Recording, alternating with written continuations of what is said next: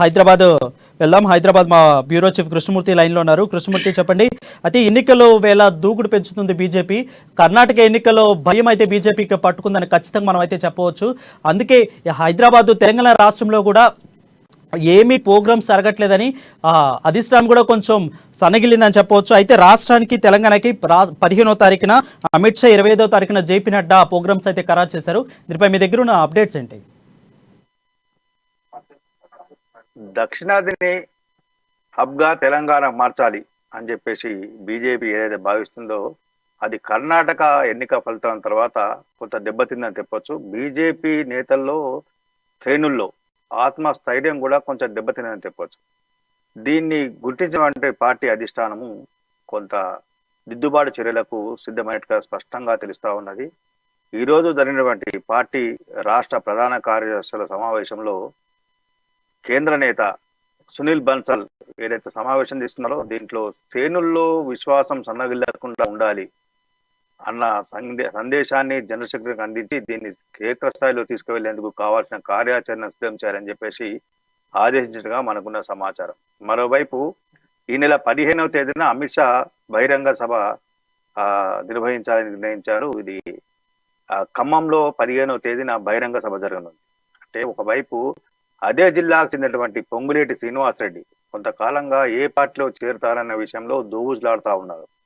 పొంగులేటి శ్రీనివాసరెడ్డిని బీజేపీలో చేర్చుకునేందుకు బీజేపీ జాతీయ నాయకత్వంతో పాటు రాష్ట్ర నాయకులు చేయని ప్రయత్నం అంటూ లేదు. అయినప్పటికీ ఆయన నుండి ఎటువంటి స్పందన కనిపించకపోవడంతో బీజేపీ కొంత నిరుత్సాహానికి గురైంది. దీన్ని దృష్టిలో పెట్టుకుని, అంటే ఖమ్మంలోనూ మాకు గట్టి పట్టున్నది, ఖమ్మంలోనూ మేము బలమైన పార్టీగా ఎదిగాం అని నిరూపించాలన్న ఉద్దేశంతో అమిత్ షాతో ఖమ్మంలో బహిరంగ సభ నిర్వహించాలని చెప్పేసి పార్టీ నిర్ణయించినట్లుగా స్పష్టమవుతా ఉన్నది.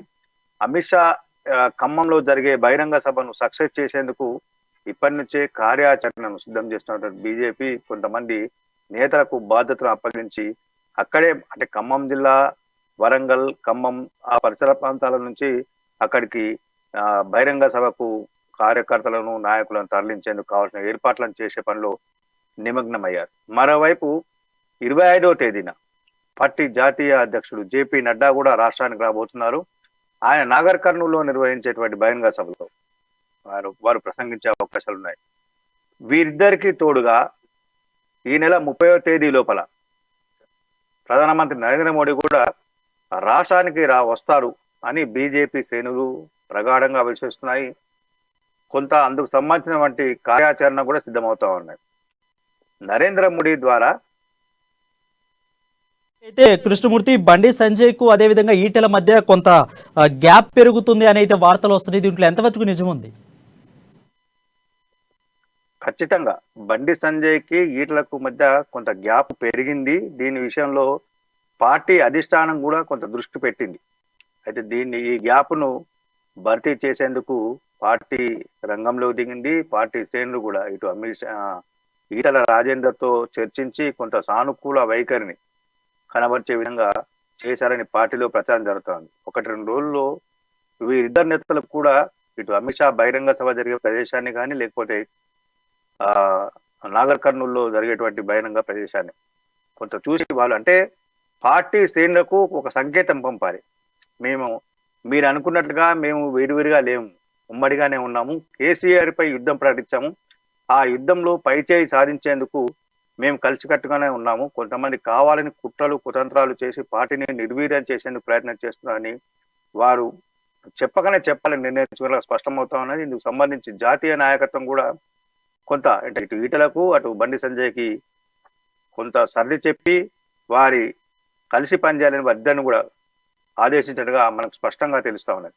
ముఖ్యంగా చూస్తుంటే ప్రధానమంత్రి నరేంద్ర మోడీ ఈ నెలాఖరున రాష్ట్రానికి రాబోతున్నారు. వారి ద్వారా మల్కాజ్గిరి నియోజకవర్గంలో కొంత రోడ్ షో నిర్వహించాలి. అంటే కర్ణాటక ఎన్నికల సందర్భంగా నరేంద్ర మోడీ భారీ ఎత్తున రోడ్ షో నిర్వహించారు. అక్కడ ప్రజల నుంచి భారీ స్పందన వచ్చినప్పటికీ ఓట్ల రూపంలో అది సాకారం కాలేదు. కానీ ఇక్కడ ఓట్ల రూపంలో కూడా సాకారం అవుతుందన్న ఉద్దేశంతో మోడీ రోడ్ షో నిర్వహించాలని నిర్ణయించారు. అదేవిధంగా హైదరాబాదు లేదా సికింద్రాబాద్ లోక్సభ పరిధిలో కానీ లేదంటే పొరుగునే ఉన్నటువంటి భువనగిరి లోక్సభ పరిధిలో నరేంద్ర మోడీ ద్వారా ఒక బహిరంగ సభ కూడా నిర్వహించాలని నిర్ణయించారు. 25న నడ్డా బహిరంగ సభ నాగర్ కర్నూలులో పూర్తి కాగానే నరేంద్ర మోడీ దాదాపుగా 29 కానీ 31 తేదీ కానీ నరేంద్ర మోడీ ద్వారా బహిరంగ సభ ఉంటుందని పార్టీ శ్రేణులు భావిస్తా ఉన్నాయి. అయితే ఇందుకు సంబంధించి నరేంద్ర మోడీ షెడ్యూల్ను చూసి అక్కడ అంటే ఏ రోజు ఖాళీ ఉంది అనే విషయాన్ని ప్రధానమంత్రి కార్యాలయం చర్చించిన అనంతరం దీనికి తుది ప్రకటన చేసే అవకాశాలు కనిపిస్తా ఉన్నాయి. మొత్తంగా చూస్తుంటే పార్టీలో కొంతకాలంగా గందరగోళ పరిస్థితి ఉంది. కర్ణాటక ఎన్నికల తర్వాత బీజేపీ రాష్ట్రంలో బలహీనపడింది. తెలంగాణలో అనుకున్నంత వేగంగా ఎదగడం లేదు. చేరికలు కూడా పూర్తి స్థాయిలో నిలిచిపోయాయి. కాబట్టి వీటన్నిటినీ పటాపంచ చేయాలి. ప్రజల్లో వస్తున్నటువంటి ఆలోచనను పుకార్లను ఇవన్నీ పుకార్లు అని నిరూపించాలంటే ఈ 2 బహిరంగ సభలను సక్సెస్ చేయడంతో పాటు నరేంద్ర మోడీ ద్వారా రోడ్ షో నిర్వహించి పార్టీకి తెలంగాణలో ఏ మాత్రం ఆదరణ తగ్గలేదు. పూర్తి స్థాయిలో పార్టీ ఎన్నికలను ఎదుర్కొనే సన్నద్ధంగా ఉంది. పార్టీ శ్రేణులు ఉత్సాహంతో పనిచేస్తున్నాయి. ఖచ్చితంగా అధికారాన్ని చేజిక్కించుకునేందుకు మేము సిద్ధంగా ఉన్నామని ప్రజలకు చెప్పగానే చెప్పాలని చెప్పేసి బీజేపీ నిర్ణయించినట్టుగా మనకు స్పష్టంగా తెలుస్తా ఉన్నది వారు.